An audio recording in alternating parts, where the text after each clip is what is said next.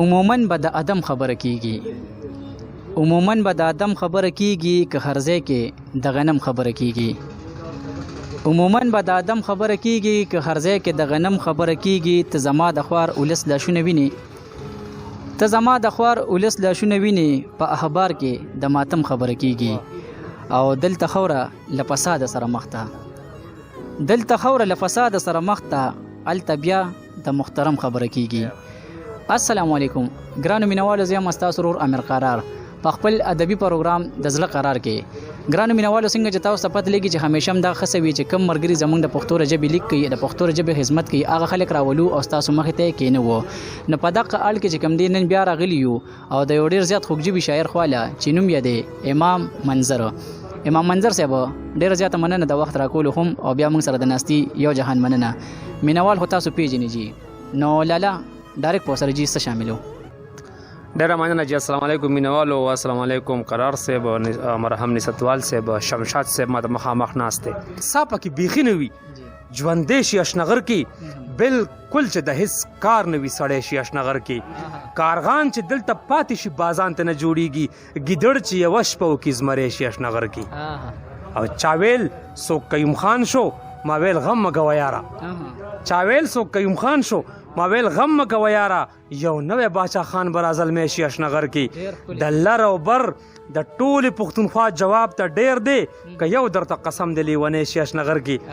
او ته سور سالو په سر کا زه به سور پټکی په سر کړم، موسم به قدرتي باچا خانې شي اشنغر کې. راځه د انقلاب ناوي راځه وطن آباد دی، که هیڅ څوک نه وي څوک به د لالی شي اشنغر کې. زما خو پیرخانه ده، زه مرید د باچا خان یم، منظر په دې خبره پیژندی شي اشنغر کې. ډېره مننه مینوالو، یو دوه کلامونه بر سره شریک کړم او بیا به درنه اجازت غواړم. وایي درد به دې راټول کړم قرار به درته وګورم، درد به دې راټول کړم قرار به درته وګورم، غم مه کوه زړه یو داسې کار به درته وګورم. یو جانان سحر نیسه او بل جانان ماښام نیسه، یو جانان سحر نیسه او بل جانان ماښام نیسه، ما خو فارغ سه روزګار به درته وګورم.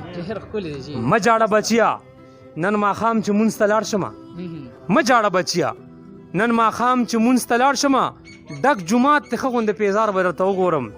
او داسې په غلا غلا خو بدنامېږم ورځ کې څو ځله، داسې په غلا غلا خو بدنامېږم ورځ کې څو ځله، یو ځل به بدنام شم سم په جار به درته وګورم. ای زما د شونډو بې ترتیبې نغمې مه جاړه، ای زما د شونډو بې ترتیبې نغمې مه جاړه، مست د نرمو شونډو موسیقار به درته وګورم. سپینې سپوږمۍ داسې به د توره رانسکوره کړم، سپینې سپوږمۍ داسې به د توره رانسکوره کړم، یو د ګلالۍ د زلفو تار به درته وګورم. او ته پړونه خوښ کا د پیسو غمونه مه کوه، ته پړونه خوښ کا د پیسو غمونه مه کوه، یو دکان خو پرېږده ټول بازار به درته وګورم. تور څادر یې تاو کو پټې غوږ کې راته وویل، تور څادر یې تاو کو پټې غوږ کې راته وویل، شونډه نه واړه ګنې کار به درته وګورم. او زه د باچا خان قافلې زه زړه پکې مه وهه، زه د باچا خان قافلې زه زړه پکې مه وهه، دا سالار که نه وي بل سالار به درته وګورم. ته مړ شه منظره نو بیا نور کارونه ګران نه دي، ته مړ شه منظره نو بیا نور کارونه ګران نه دي، ستا قبر به څه وي په یو غار به درته وګورم. ډېره مننه چې ډېره مینوالو. اخري کلام به سره شریک کړم.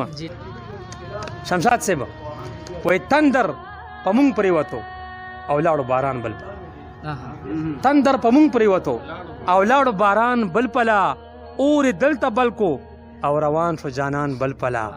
زم د الله کور ته خو داخل په میکده شم، زم د الله کور ته خو داخل په میکده شمه، خپې مې بیت الله ته ځي او تاو شي ایمان بل پلا.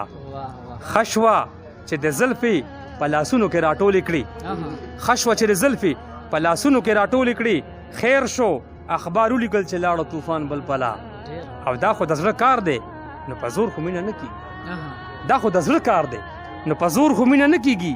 ټول پاکستان یو پلا او یو باچا خان بل پلا.